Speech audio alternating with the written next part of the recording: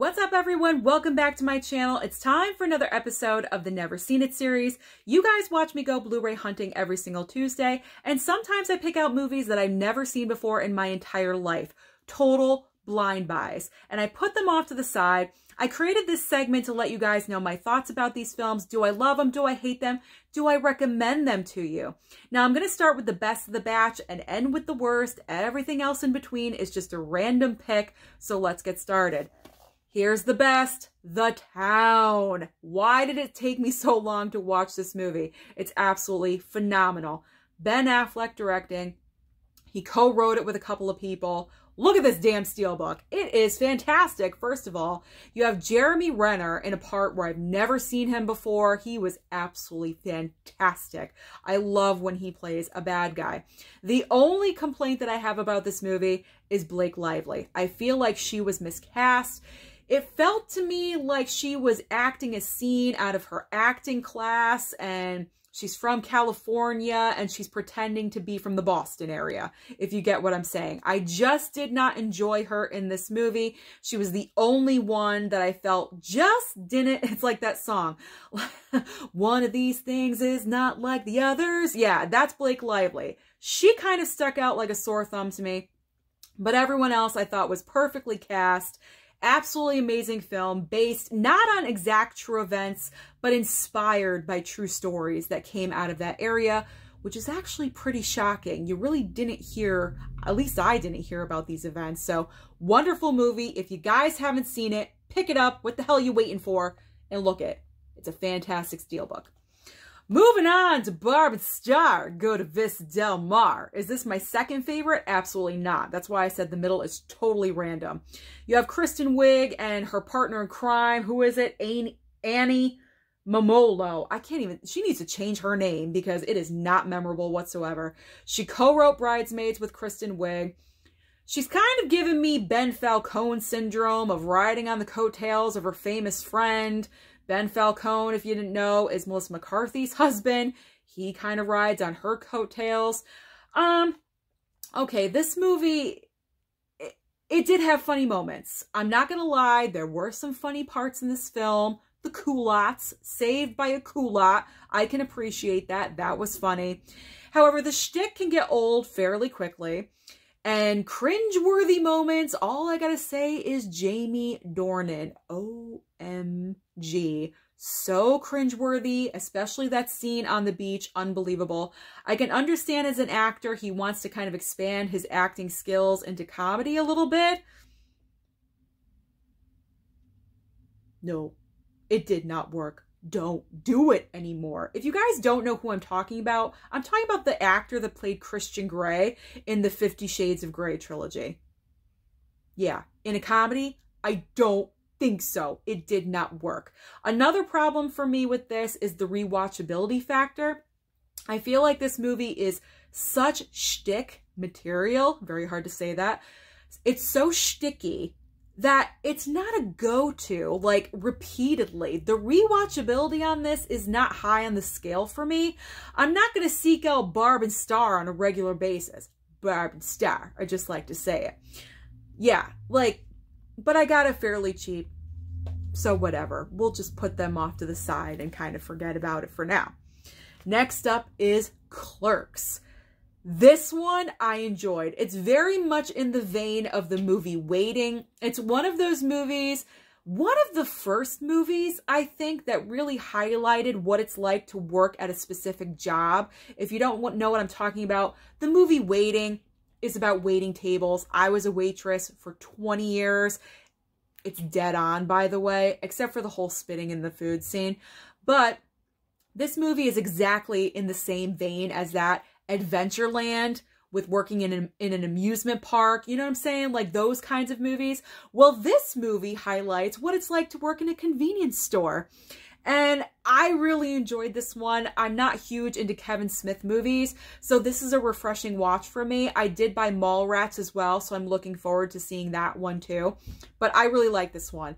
Black and white surprised me. I did not know it was in black and white. I'm usually not a big fan of black and white, but I didn't mind it. I thought it really worked for this film. I know there's a sequel to this, right? Did they make a sequel to this? I might want to look into that. Is that in color? Let me know down below. I'm just curious. Moving on to this, Robocop. This is the original Robocop, by the way, not the reboot. I have that. I just haven't watched it yet. This one is hard for me to review because I fell asleep. I fell asleep halfway through. What I saw in the first half was pretty good. It was pretty decent. However, there were some pretty outlandish moments, but it is a cheesy 80s movie, so what do I expect out of this? This ain't gonna be Shakespeare, if you know what I'm saying. So, Robocop, I gotta give it a rewatch. It has to go in the I slept in the middle movie pile. Yeah. The Shining is in there. I know, great movies. I fall asleep in the middle if I'm watching too late. Okay. I did it. Hereditary. I was extremely scared to watch this.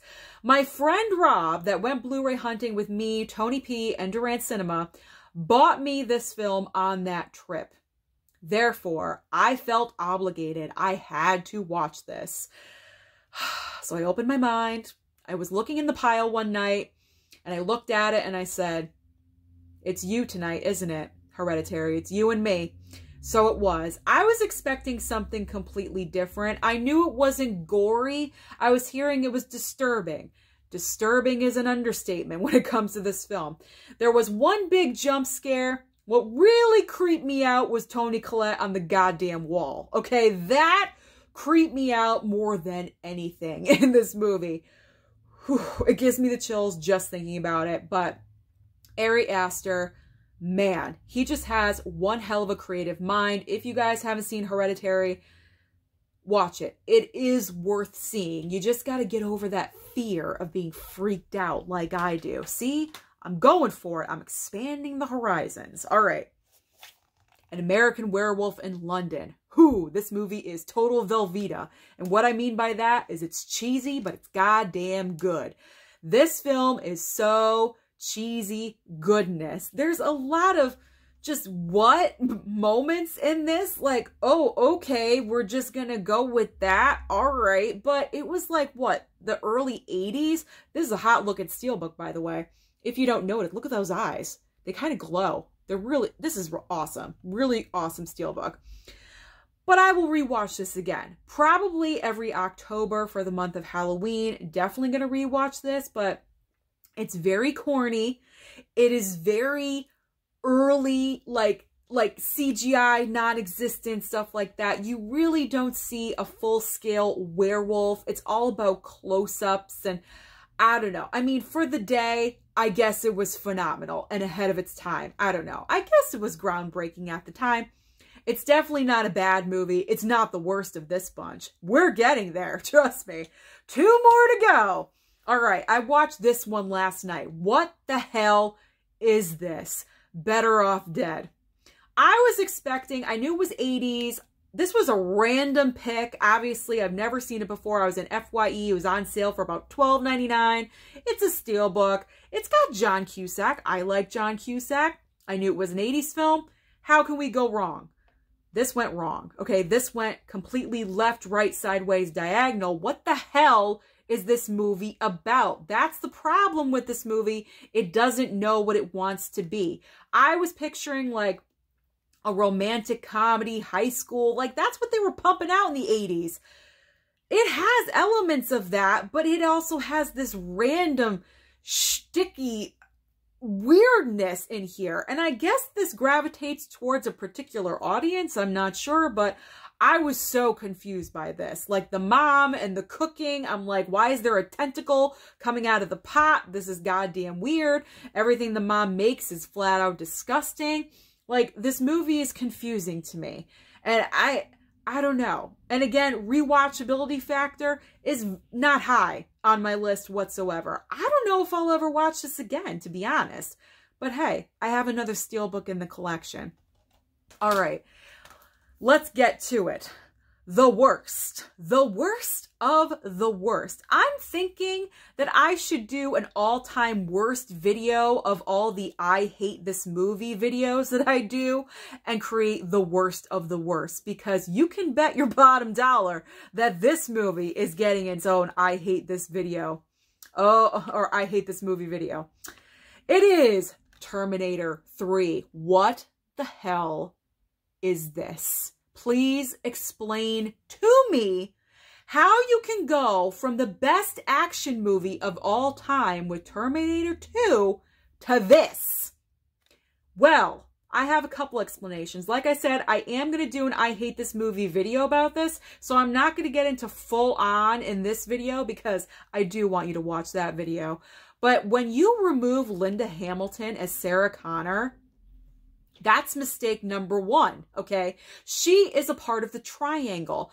I call the triangle Arnold as the Terminator, Linda Hamilton as Sarah Connor, and Edward Furlong or someone playing John Connor, you know, over in the corner over there. That is the triangle. You need those three elements to create a successful Terminator movie. You don't have Sarah Connor in this, no Linda Hamilton? It does not work. This movie did not work. Plus, they did not have James Cameron. He did not direct this. I don't think he wrote it either. I'm looking at it. I don't think he was involved with this whatsoever. And you can tell this movie is it's embarrassing.